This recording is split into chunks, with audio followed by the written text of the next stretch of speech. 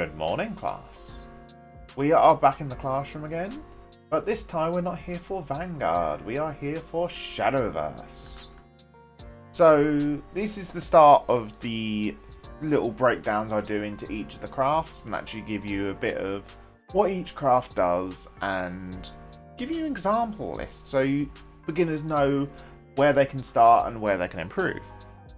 So we are going to start at the beginning, and that is with the first of the trial decks, including the set 1 support, which is going to be Forestcraft.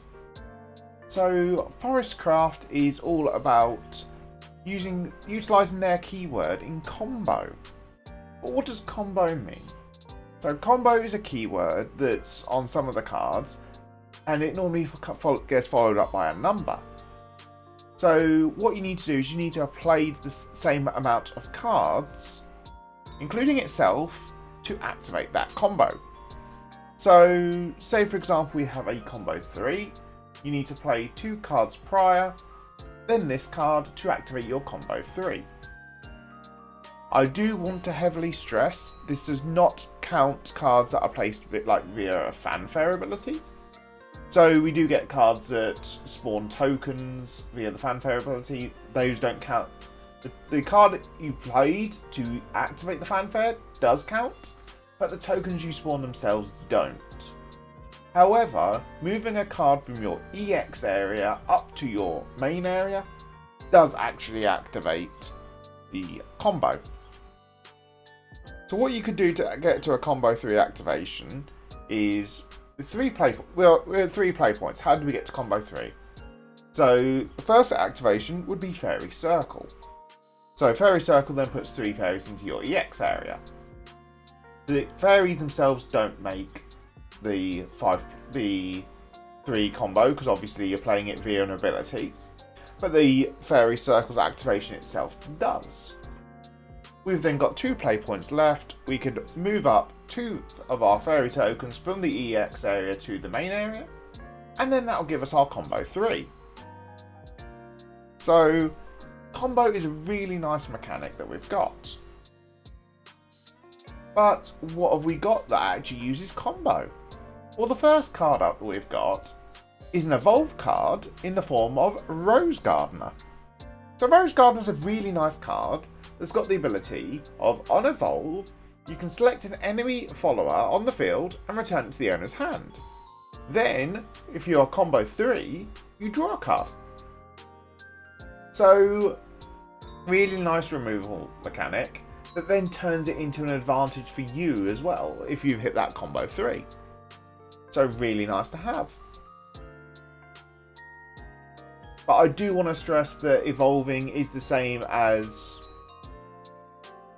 putting a fanfare ability in the form of you don't actually get to gain a combo out of it.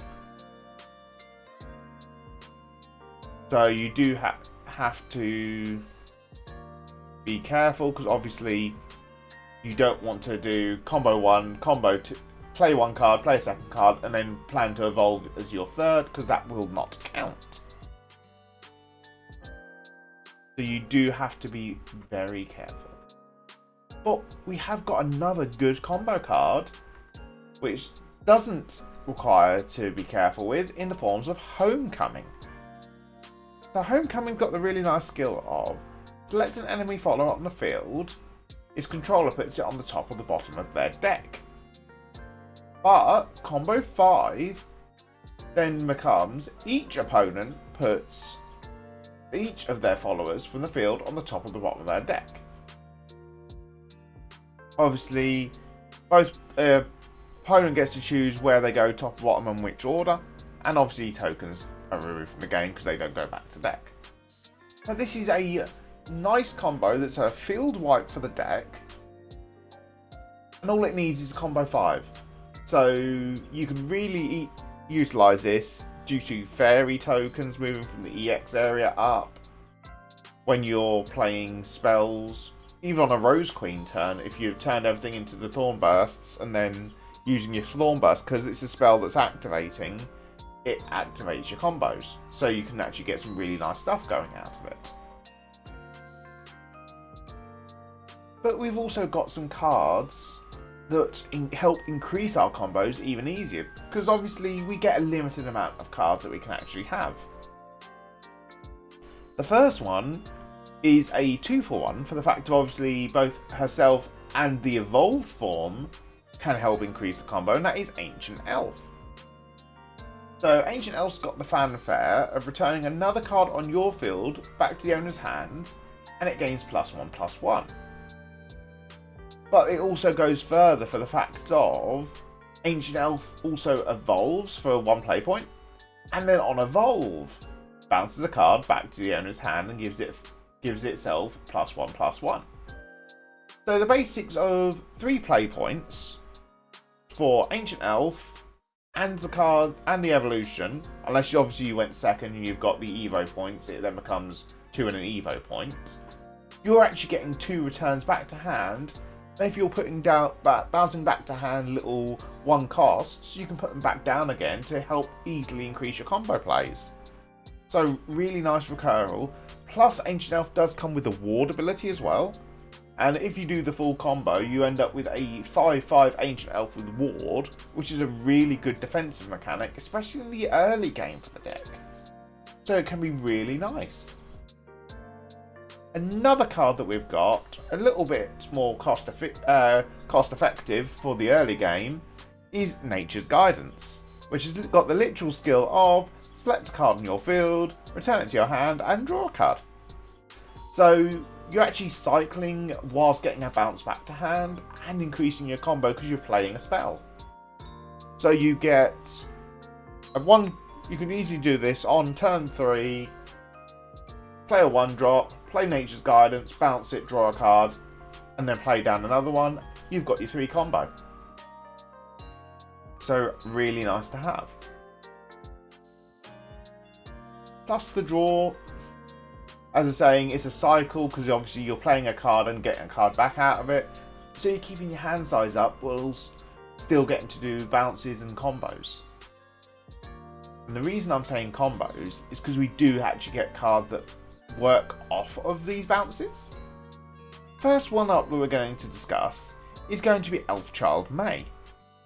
So Elfchild May's got the skill of Fanfare, select an enemy follower on the field and deal it 1 damage. He's then got the second skill of when this card is returned to hand from your field, select an enemy follower on the field and deal it 1 damage. So we're going to go back to the Ancient Elf discussion from earlier.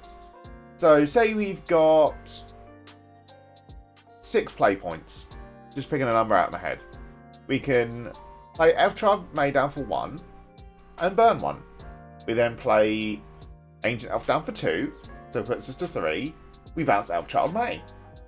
We burn another 1 and gaining +1/+1 on our Ancient Elf. We're then playing 4, popping down the Elfchild May again, burning for another 1.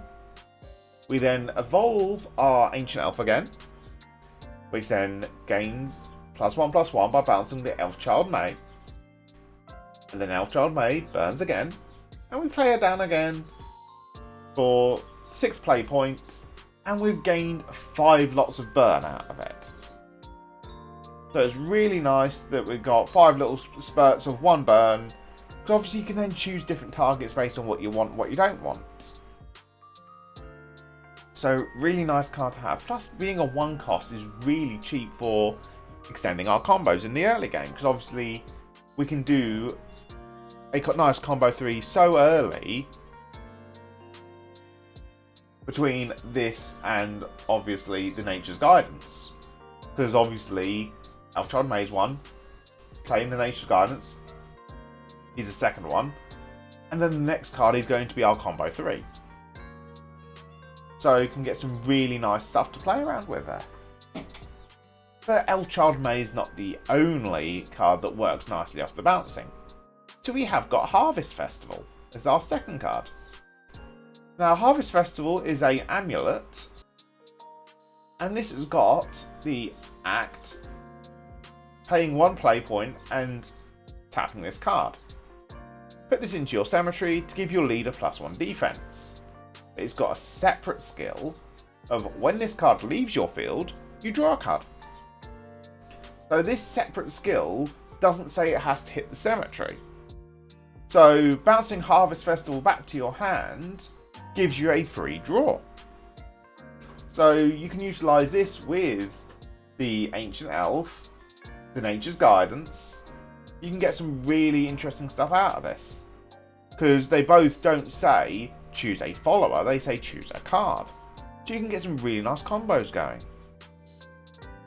Plus you also can utilise it the other way, and obviously if you use the axe skill to pop it in the drop, you do get the draw that way. But it's more cost efficient to do the bouncing and the calling and drawing in that way. The only thing I do want to stress, obviously, if you do use the act, you don't get a combo point for it, for the fact of it's already in play. But combo isn't the only thing that we actually do in Forestcraft. So all the crafts did get some tokens within their trial deck, and obviously some got expanded within set 1. And Forest was the no exclusion, because we got our fairy tokens within set 1. Not set 1, within the trial decks.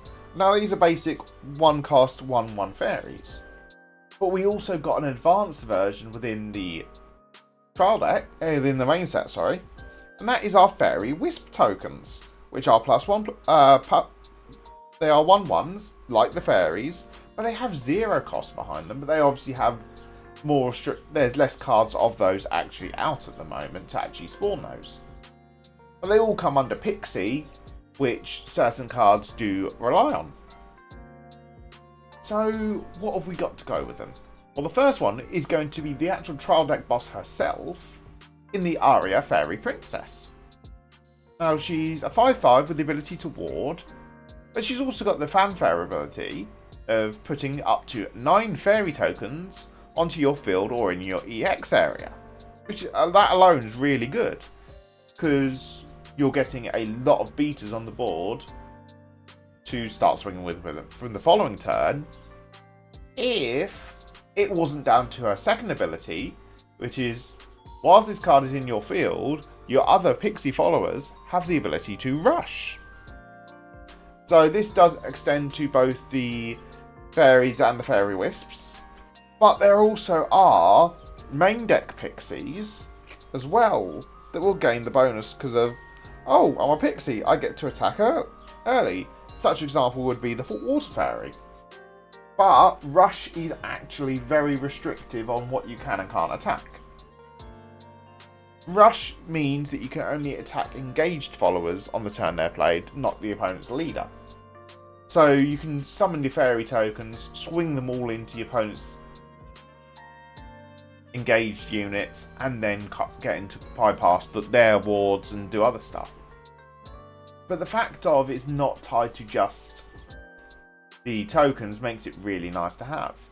Plus she's a 5/5, which isn't bad for a trial deck boss.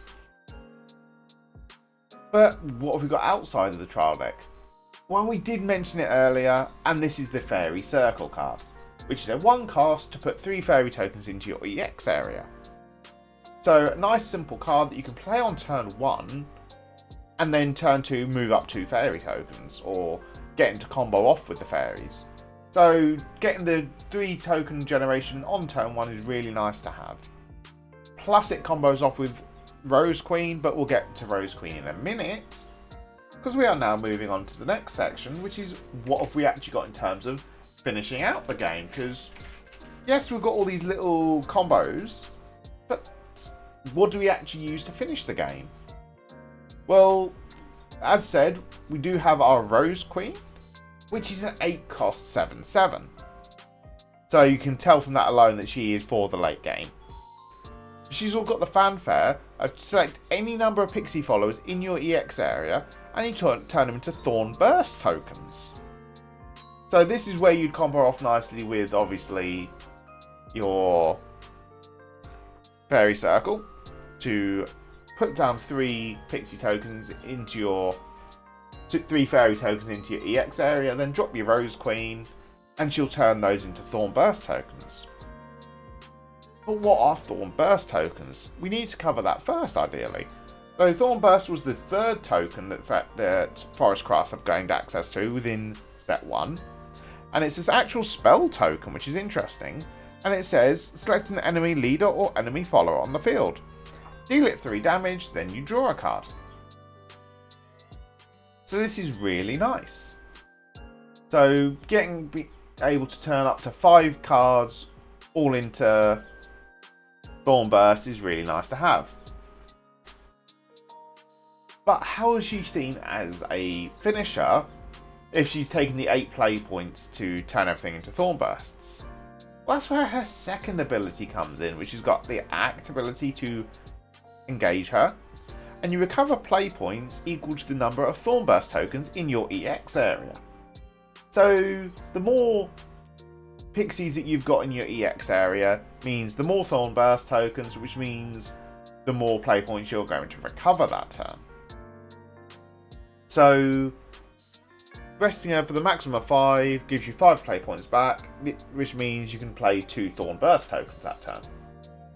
So obviously if you got to the 10 play points at that point, you've paid 8, puts you down to 2, bring you back up to with 5, puts you to 7. Unless you use 3 Thorn Bursts, that's 9 damage to your opponent's leader that they can't stop. Because obviously the quicks from your opponent are only done on attacks. These are spells, so you do get to bypass that.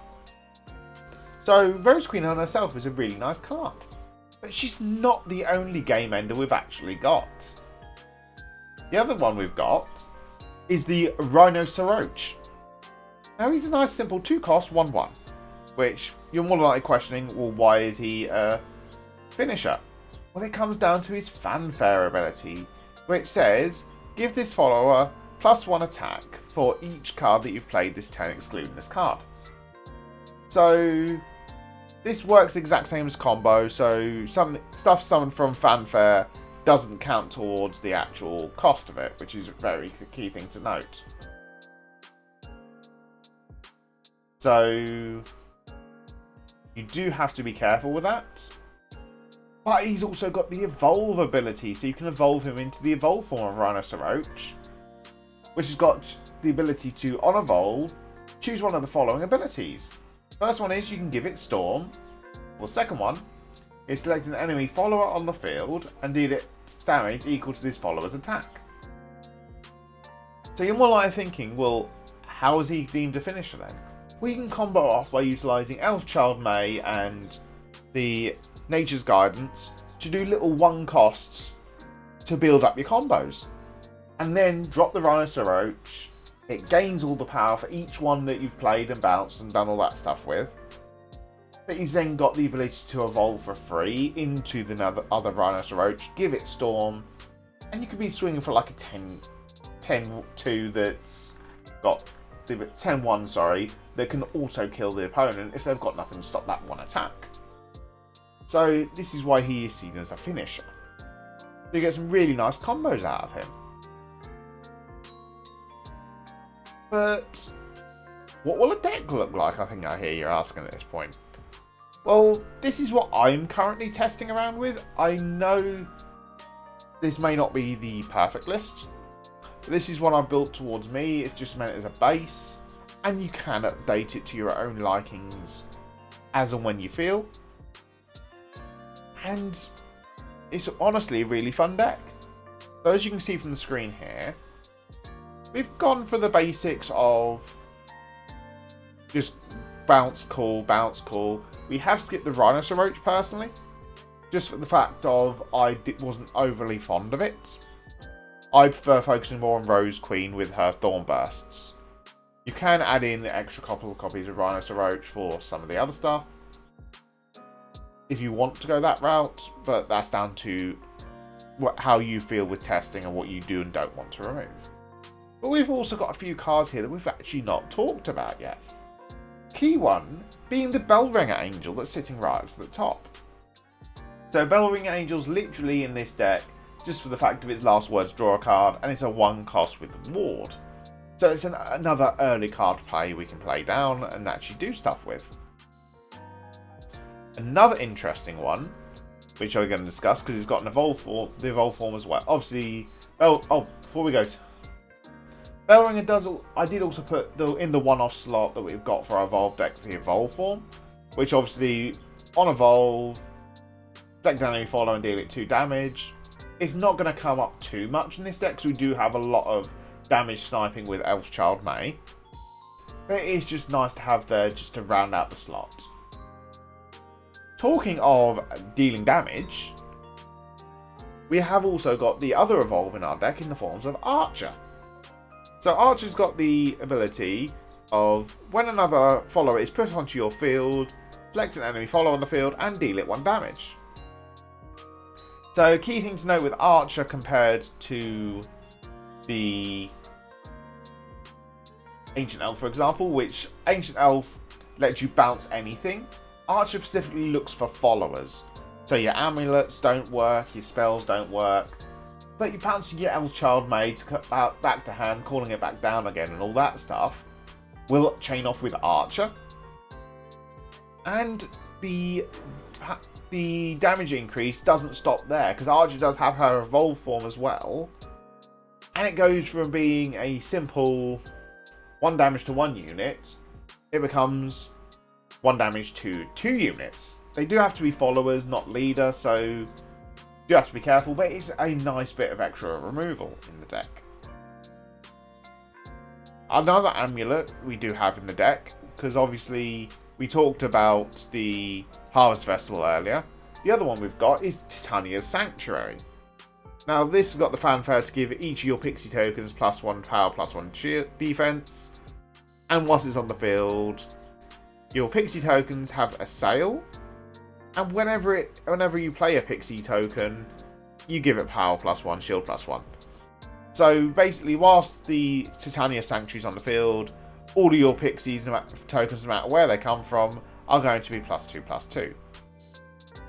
But what is this a sail keyword that we're talking about here?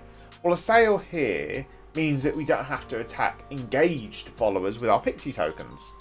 So people that choose to keep things safe in the non-engaged mode, just so they can utilise their skills the following turn, now are no longer safe due to Titania's Sanctuary. So you get some really nice play arounds. So it's a really good tech card for certain matchups. And then the final card we got that I want to discuss quickly is a little semi-finisher, but it's a bit more on the forms of removal than finishing, and that is Robin Hood. So Robin Hood's got the fanfare of selecting enemy follower on the field and dealing it 4 damage. He's also got the act ability to pay 1, rest this card, select an enemy follower on the field and deal it 4 damage. So this is good for if you need to A, deal 8 damage to 1 card directly, or B, you want to remove a couple of wards so you can then swing in for game with like your Rose Queen to then chain off into your Thorn Bursts and just comboing off basically. So Robin Hood is a nice little bit of removal for the deck, is really nice to have. All in all, the Forestcraft deck is a very fun combo based deck. Those that come from the Vanguard style, Cardfight Vanguard, will see it sort of like Bermuda Triangle with the bouncing the stuff back to your hand, calling it back down and comboing off. So really nice playstyle. And that is going to be it for this video. If you haven't done so already, please do like and subscribe. It very much does help the channel. And I'll catch you guys in the next video. Bye bye.